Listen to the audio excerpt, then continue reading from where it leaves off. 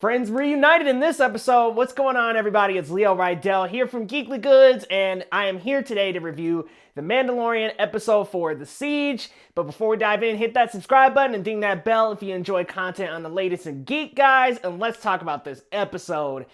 Another good episode, but another episode sort of like episode 2. I knew we weren't going to get Ahsoka Tano right away. I knew they would at least give one episode away until they got to Ahsoka. Now, this episode does give us some really good pieces to the lore and to the plot that are to come, but I knew this was going to be a bit of an episode that was a detour. He reunites with Cara Dune and with Griff. What is Carl Weathers? Carl Weathers' character, I could never remember his name. They reunite and they end up all collaborating to actually take siege of an Empire base, and I thought that was really cool. We get to see Mando again with some cool gun blazing scenes.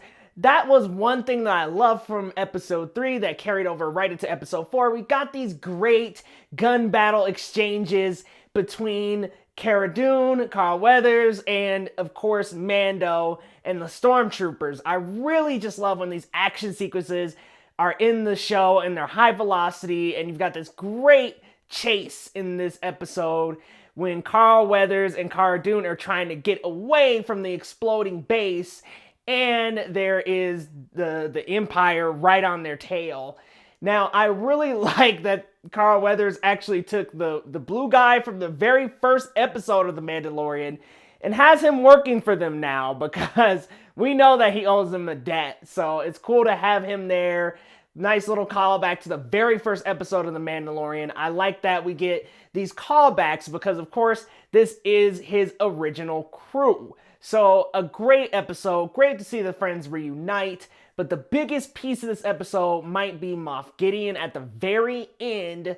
And we start to discover some things about what he's been up to and just what's going on with Baby Yoda. It sounds to me like he is actually conjuring force beings from the blood of Baby Yoda, and according to the transmission, they were using the blood for those purposes. Now, the team stumbles upon this transmission inside of the base and learn just a little bit more about Baby Yoda and what Moff Gideon is doing. Now, this could very well be the creation of Snoke. This could be the creation of other force beings. We don't really know. But it still doesn't tell us exactly who Baby Yoda is, but that Moff Gideon does have a purpose for him.